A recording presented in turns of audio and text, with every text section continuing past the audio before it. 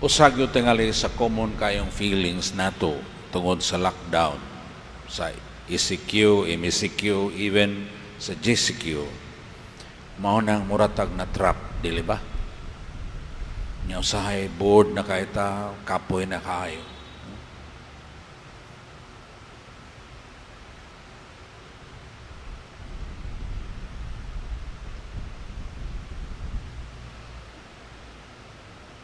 Saan ka na ito pag-relate ng atong kasinatian sa Ebanghelyo karon?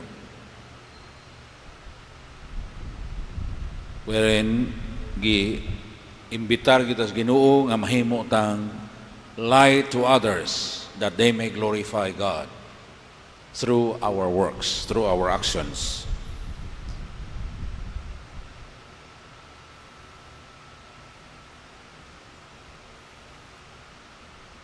Usa tingali mao ning ato pamalandungan kay naara ba sa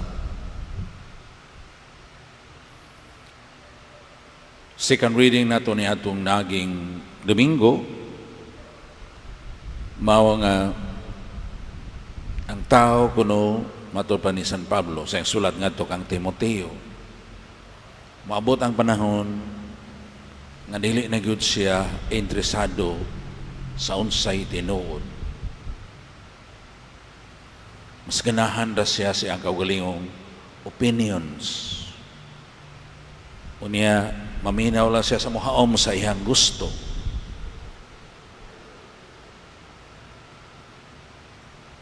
Nya, kita tingaling tanan, naka-observe gyud ta nga ang mga tao sa atong panahon opinionated kaayo.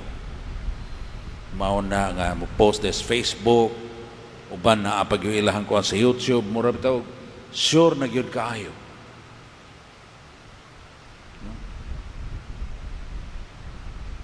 Kana bang feeling nga mas bright gyud ta kaysa uban, mas nasayod gyud ta kaysa uban, mao na atong makita diha sa atong attitude.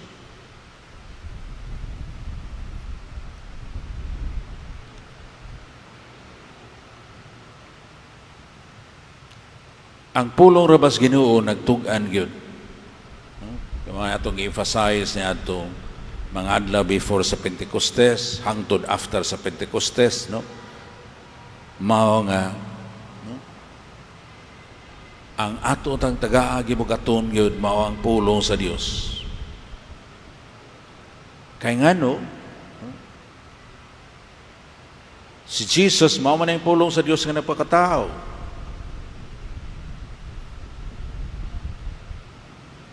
Unya, ang pulong sa Dios gipadala naman sukad pa sa panahon ni Abraham. Gani gisaya-sayan ta pinagi sa basahon sa Genesis nga ang pulong sa Dios mao gyud ta ni gihatag sa Ginoo ngadto sa tao aron pagpuyo niya dito sa paraiso. Giya niya dito sa paraiso apan wala man na matagaig bili.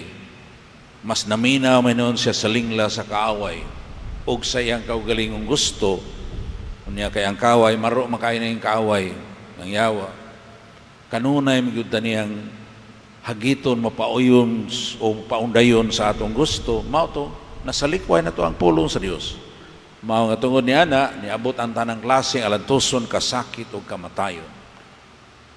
So yun ana unta ka importante ang pulong sa Dios.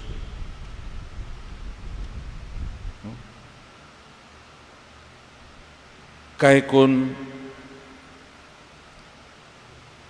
naminaw ta sa pulong sa Dios sa tinud nanay, matud pa na sa atong Ginoo na sa Ebanghelyo ni San Juan na sa Ebanghelyo ni San Juan kapitulo 8. Ningon siya, if my word finds home in you and you finds your home in my word, then you shall be truly my disciples. You will know the truth, and the truth will set you free. No? Dili ta matrap, kung dili ma-set free ta, bisag unsay sitwasyon. Ngano man, kay naaman ang pulong sa Dios, maoy atong giya, maoy atong umuumol nato, maoy kusog nato, maoy atong home, matod pa sa iyang sa Ginoo. So dili ta matrap.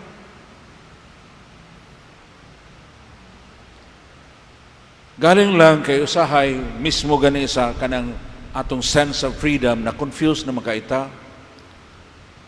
No? Tungod kay nahinay ka ng atong pagka-rebellious, di man ta kaybaw kung sa tinuod nga freedom. Usahay ang atong concept sa freedom mao man nga basta matuman akong gusto, freedom na para nako.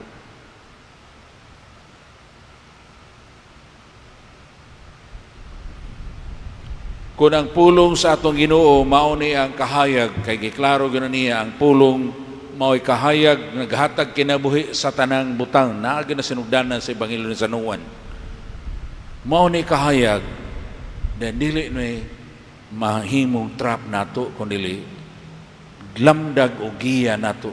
Mao'y tinuuray nato untang freedom. Pero tungod kay napandayunon na kayo ta sa atong gusto, mao na para nato moratag na trap. No? So mao tingali invitation mga igsuon, no? Na willing ba kita nga maminaw sa pulong sa Dios. Kay usahay ra ba tungod ni atong pagka-distorted na kayo ning atong pagka gustong paandayon sa atong kagalingon. Ang atong gibuhat nga gusto natong buhaton may atong ihalad sa Ginoo. Di ganita mangutana, makapahimuot ba kana sa Ginoo? Kay kung dili ni subay siyang pulong, saan nato pagpahimuot niya niini? Kung dili ni makapahimuot niya, nganong atom ning ihalad niya? Usa may kapuslanan ning halara nga dili man ni makapahimuot niya. Kung ang imong gusto nimong malipay imong ginikanan, halaran din nimo siya, hatagan din nimo sa butang nga makapag-uol niya, makapasakit niya. Sumaon na pangutana. That's why giingnan kita sa Ginoo nga those who keep my words are those who love me. If you love me, keep my commandments. Unya kon maumol ta sumala niya ang pulong sa Dios, diha ni Kristo dan makabaton ta nagkagawasan sa tinuray nga pagtuman na gyud sa kabubuton sa Dios dan anha na mosanag ta sa iyang kahayag pinaagi sa atong buhat kay mahimo man tang witness sa iyang kaayo. Therefore mao na nga gingon gyud, so let your light shine before others that they may see your good deeds. Good deeds here is dili nang maayo nga sumala sa kung gusto lang, kanang maayo nga sumala gyud sa pulong sa Ginoo. And then you will glorify your heavenly Father.